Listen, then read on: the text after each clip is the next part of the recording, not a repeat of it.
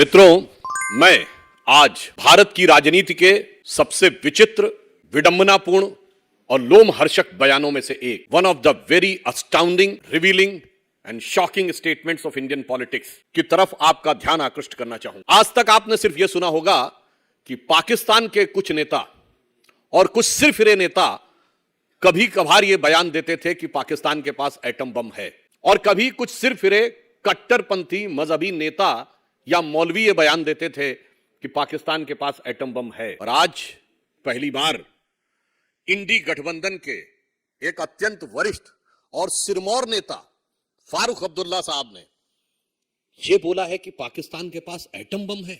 यानी जो वहां के कभी शायद इक्का दुक्का मौकों पे छोड़ के वहां के किसी सीरियस नेता ने नहीं बोला, वहां के सिर्फ पाकिस्तान के सिरफिरे नेताओं ने बोला, इंडी गठबंधन के सिरमौर नेता वो बोल रहे हैं।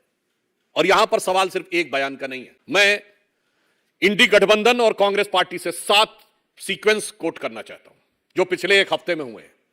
नंबर 1, पाकिस्तान के पूर्व मंत्री फवाद चौधरी इन लेटर एंड स्पिरिट यह बयान देते हैं कि बीजेपी की सरकार जानी चाहिए, मोदी हटना चाहिए, उसके बाद जो मर्जी होगा कर लेंगे। यह शब्दशः और भावशः वही है जो विपक्ष के नेता कहते हैं।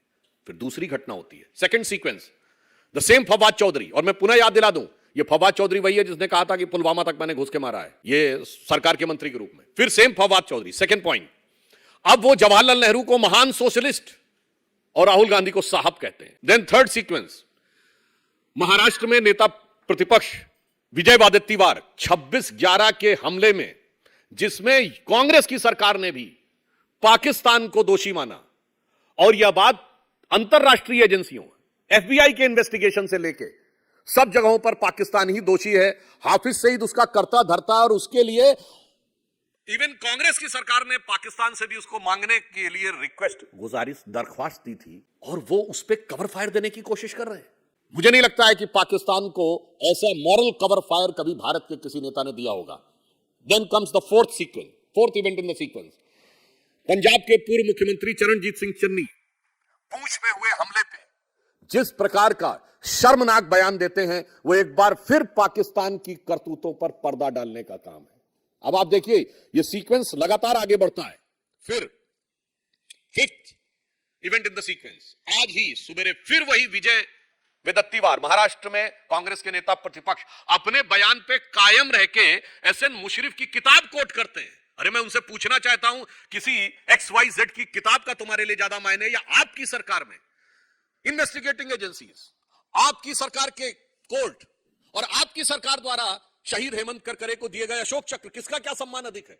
अरे चंद कट्टरपंथी वोटों की सियासत के लिए पाकिस्तान को कवर फायर देने के लिए किस सीमा तक आप जाएंगे? क्या आप अपनी सरकार की जांच एजेंसी को झुटलाएंगे, आप अपनी सरकार के कोर्ट को झुटलाएंगे?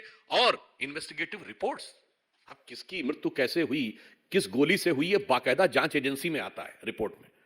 Then comes the sixth point, Congress के वरिष्ठ नेता, देखिए, एक कश्मीर से, केरल से, शशि थरूर, बांग्लादेश के अखबार डेली स्टार में आर्टिकल लिखते हैं। पहले तो ये बात समझिए, चुनाव भारत में हो रहे हैं और जनमत बनाया जा रहा है बांग्लादेश में, और फिर वहां क्या लिखते हैं?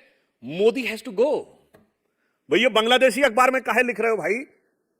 और उसके उपरांत उसमें शब्द प्रयोग करते हैं, इंडियन एडमिनिस्ट्रेड कश्मीर।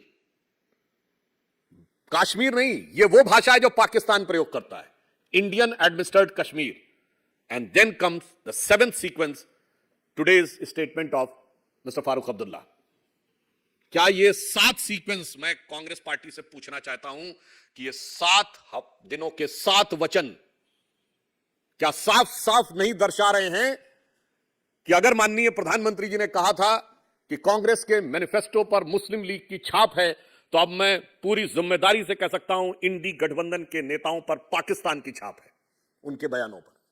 और छाप ही नहीं है, उनकी एक एक आवाज में पाकिस्तान की गूंज नजर आ रही है, वो उसके सुर में सुर मिला रहे हैं।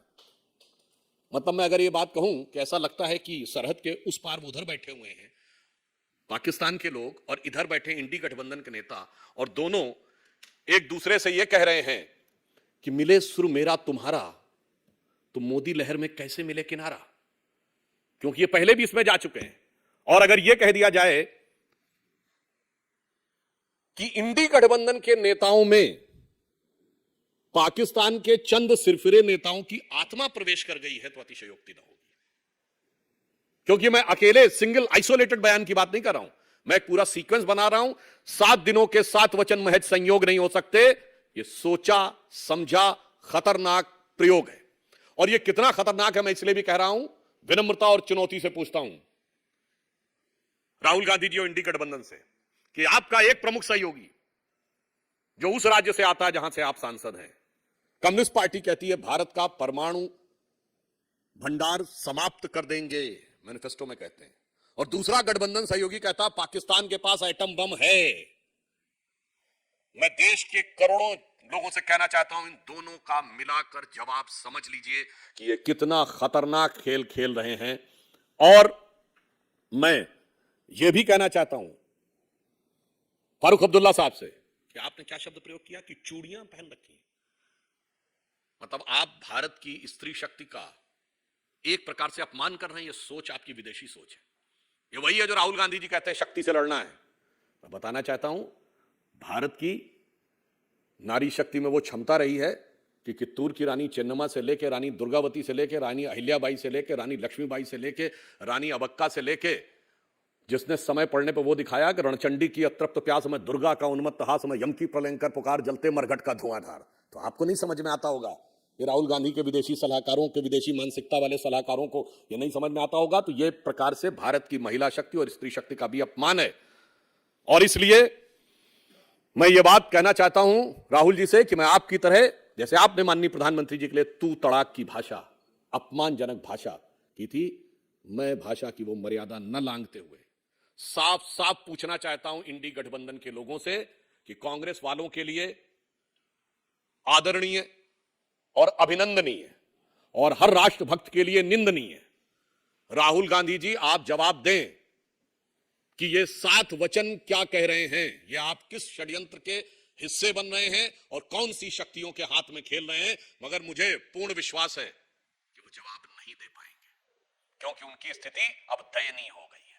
और ये वैसी ही दयनीय है कि हमारे प्रधानमंत्री जी ने जो काम किया था बालाकोट स्ट्राइक में, तो याद करिए, मैं उनको याद दिलाना चाहता हूं और फारूक अब्दुल्ला साहब भी सुन ले कि हमने वो काम किया था कि पाकिस्तान की नेशनल असेंबली में पाकिस्तान के मेंबर ऑफ पार्लियामेंट ने उस समय के विदेश मंत्री शाह महमूद कुरैशी साहब को कोट करते हुए कहा था कि शाह महमूद कुरैशी साहब बैठे थे, आर्मी चीफ आए, और ये हमारा बयान नहीं है, फ्लोर ऑफ द हाउस पे पाकिस्तान की नेशनल असेंबली में पाकिस्तान के मेंबर ऑफ पार्लियामेंट का बयान है कि आर्मी चीफ के पांव कांप रहे थे और उन्होंने कहा खुदा का वास्ता है अभिनंदन को वापस कर दो वरना इंडिया शाम तक अटैक कर देगा। साहस ये होनी चाहिए, ना कि ये उस पराजित मानसिकता का प्रतीक कि बड़े और ताकतवर मुल्क होके आप सिर्फ, जो प्रधानमंत्री ने कहा, डोजियर देते रहे। वो डोजियर देते थे, अब ये मोदी जी की सरकार है जो डोज देती है, डोजियर नहीं देती है। इसलिए मैं अंत में देश की जनता से कहना चाहूंगा, चुनाव होते रहेंगे, राजनीति होती रहेगी। जैसे आज प्रधानमंत्री जी ने कहा है कि मोदी रहे न रहे, ये देश रहेगा। अटल बिहारी वाजपेयी जी कहते थे सरकारें आएंगी जाएंगी, चुनाव होंगे, सब कुछ होगा, मगर ये देश रहना चाहिए। तो मैं इसलिए देश की जनता से कहना चाहूंगा कि कहनी है एक बात, मुझे आज देश के प्यारों से संभल कर रहना, अपने घर में छिपे हुए गद्दारों से।